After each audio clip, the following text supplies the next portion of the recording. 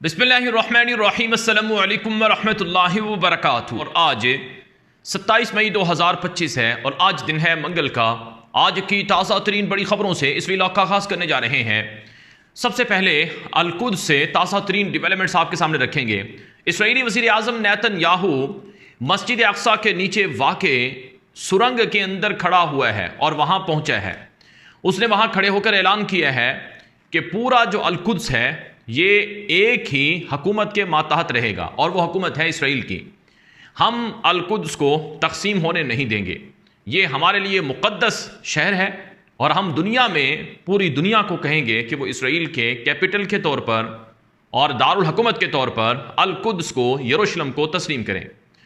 Netanyahu उस जगह पर पहुंचा है जहां ज़मीन के नीचे सुरंग वाक़ है मस्जिद अक्सा में। ये वीडियो भी आप देख रहे हैं। नेतन्याहू मस्जिद अक्सा के नीचे वाक़े इस सुरंग से खड़े होकर यह ऐलान कर रहा है और ये वो मौका है जब इसराइल का अल-कुद्स पर कब्ज़ा हुआ था। यानी इसराइल के अंदर 26 मई को अल-कुद्स पर कब्ज़े का दिन मनाया गया है और इसराइल की तरफ से अल-कुद्स के अंदर भी जो झंडों की रेडियाँ हैं वो निकाली गई हैं, यानी इसराइली झंडे लहराए गए हैं।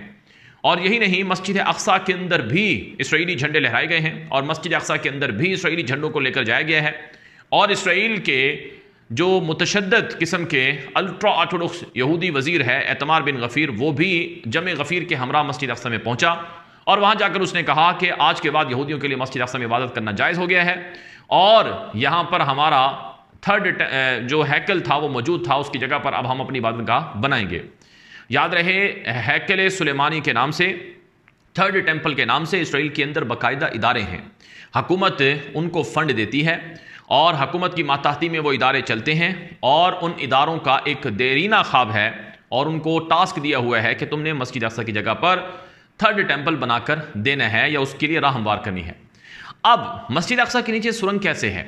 इसराइल ने वादी सलवान से लेकर मस्जिद अक्सा के ऐन नीचे तक ज़ेर ज़मीन गहरी सुरंगें बना रखी हैं और वो खोदी जा रही हैं।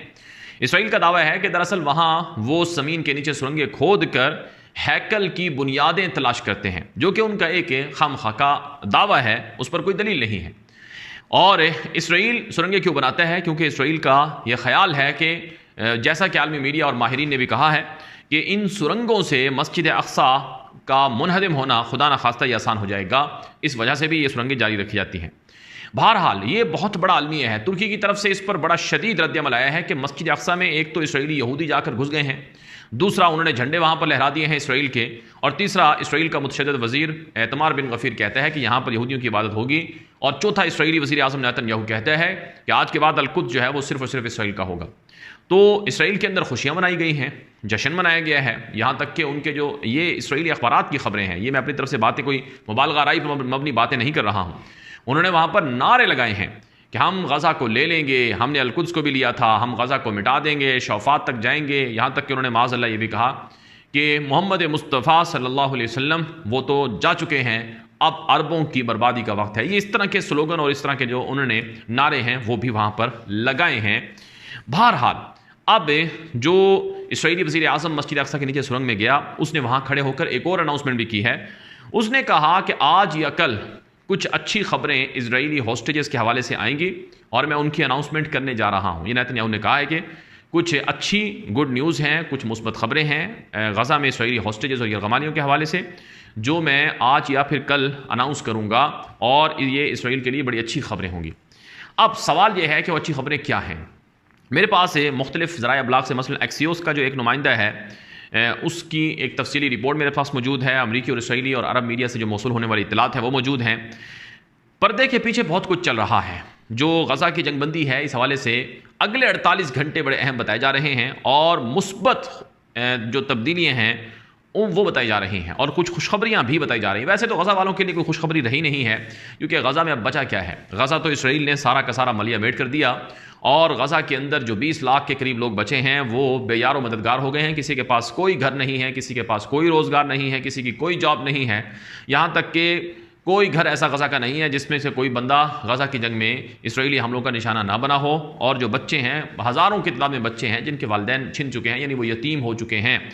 हज़ारों की तादाद में औरतें हैं गज़ा की जो बेवा हो चुकी हैं और इसी तरह से हज़ारों की तादाद में वालिदैन हैं जो अपनी बीवी, अपने बच्चों से और अपने अजीज़ व अकारिब से महरूम होकर बेयारो मददगार हो चुके हैं। ये सब चीज़ें आलमी मीडिया रिपोर्ट कर रहा है। इंतहाई बदतरीन किस्म का 21वीं सदी का जो अलमिया है या ह्यूमन राइट्स की जो वायलेशंस हैं या दूसरे लफ्ज़ों में जो इंसानी बदतरीन किस्म का बहरान है वो गज़ा में देखा गया है और इसका ज़िम्मेदार इसराइल है, जैसा कि आलमी इदारे कह चुके हैं।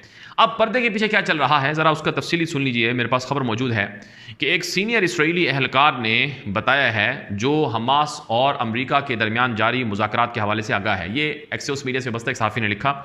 उसने कहा कि एक फ़लस्तीनी अमेरिकन बिजनेसमैन है, बशारा बहबह उसका नाम है, जो अमरीकी सदर ट्रंप के नुमाइंदा खुसूसी बराए मशरिक़ वस्ता स्टीव विटकोफ की तरफ से खुसूसी तौर पर हमास से मुज़ाकरात कर रहा था हालिया दिनों में दोहा के अंदर रहकर, और उनको इख्तियार दिया था स्टीव विटकोफ ने हमास से मुज़ाकरात करने का।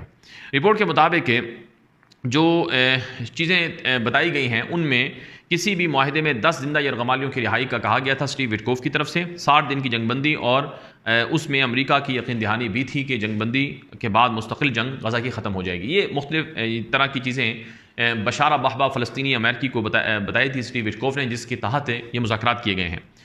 ज़राए के मुताबिक इन मुज़ाकरात के दौरान जो फ़लस्तीनी अमेरिकी बिजनेसमैन है उसने हमास की इस तजवीज़ से इत्तेफाक किया कि 10 जिंदा यरगमालियों को 2 मराहिल में रिहा कर दिया जाएगा। जंगबंदी के आगाज़ पर 5 इसराइली यरगमाली जिंदा रिहा होंगे और अख्तिताम पर मज़ीद 5 रिहा हो जाएंगे, और बाकी यानी तमाम के तमाम 10 जिंदा वो पहले दिन रिहा नहीं होंगे। इसराइल ने इस बात की मुखालफत करते हुए कहा है कि इस बुनियाद पर कि हमास आखिरी दिन 5 माहिदे की खिलाफ वर्जी करके बाकी 5 यरगमालियों की रिहाई रोक सकता है, लिहाजा ये हमें कबूल नहीं है। फिर जो बशारा बहबा नामी शख्स है इसने हमास के साथ एक ऐसे अल्फाज पर भी इत्तेफाक किया जिसका मतलब ये निकल सकता है कि 60 दिन की जंगबंदी के अख्तिताम पर मुस्तकिल जंगबंदी खुद ब खुद नाफिज हो जाएगी बगैर किसी इजाफी मुआहिदे या बातचीत के। इसराइल ने इसकी भी मुखालफत की है क्योंकि वो जंगबंदी मुस्तकिल करना नहीं चाहते हैं। इसराइली एहलकार ने कहा कि हमास के साथ जो माहिदा बहबा नामी शख्स ने, जो कि फ़लस्तीनी अमेरिकी है, उसने किया है, इसे इसराइल ने मुकम्मल तौर पर मुस्तरद कर दिया है, और ऐसा लगता है कि जब विटकोफ को इसका इदराक हुआ तो उन्होंने फौरी तौर पर अमल रोक दिया है। ये अमरीकी सहाफ़ी एक्सियोस से वाबस्ता उसने ये बात कही है, उसकी रिपोर्ट मैंने पढ़कर आपको सुनाई है।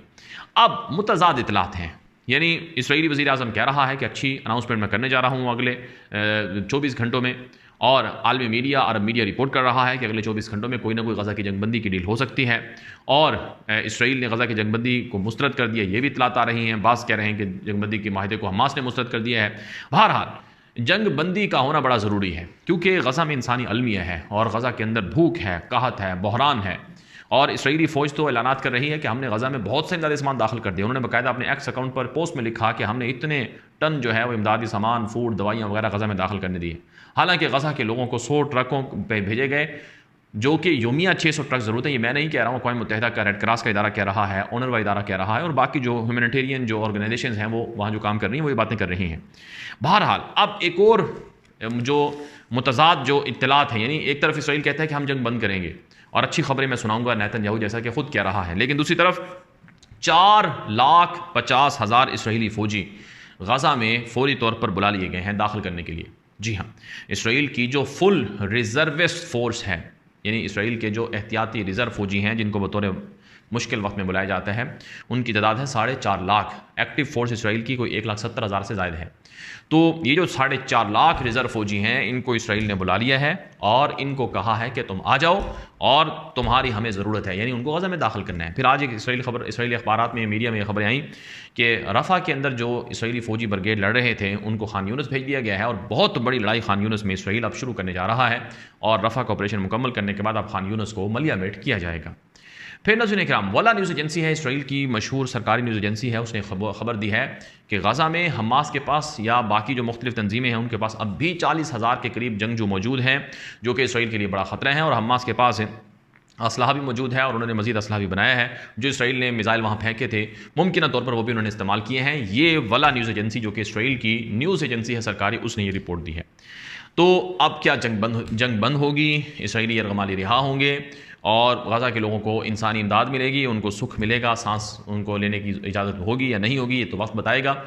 लेकिन बहरहाल जो अब तक की पिछले 19 महीनों की, ये जो पिछले 580 से ज़ायद दिन हो चुके हैं इस लड़ाई जंग को, उसकी जो कारगुजारी है और उसकी जो सारी पीछे जो उसकी हिस्ट्री है वो हमें ये बताती है कि कोई भी बात जो मीडिया पर आ रही है उसे हम 100% सच नहीं मान सकते। और इसराइली वज़ीर आज़म के वादों पर तो कोई एतमाद भी नहीं है। खुद उसकी अपनी आवाम कह रही है कि हमें वो शख्स झूठ बोलकर बेवकूफ़ बनाता है। इसराइल की अपोजिशन जमातों के लोग कहते हैं कि नेतन्याहू अपनी हुकूमत को बरकरार रखने के लिए और अपने आप को ओहदे में बरकरार रखने के लिए सिर्फ और सिर्फ झूठ बोल रहा है ताकि जंग जारी रहे, जंग बंद ना हो, इसराइली होस्टेजेस रिहा ना हो। बहरहाल देखना है कि अरब मुल्क इस हवाले से क्या रोल प्ले करते हैं, मुसलमान मुल्क क्या रोल प्ले करते हैं, अमेरिका क्या करता है और अक़वाम मुत्तहिदा यूरोपीय मालिक जिस तरह से बातें कर रहे हैं वो क्या गज़ा के इंसानी अलमिये पर क्या किरदार अदा करते हैं। अब तक के लिए इतना ही।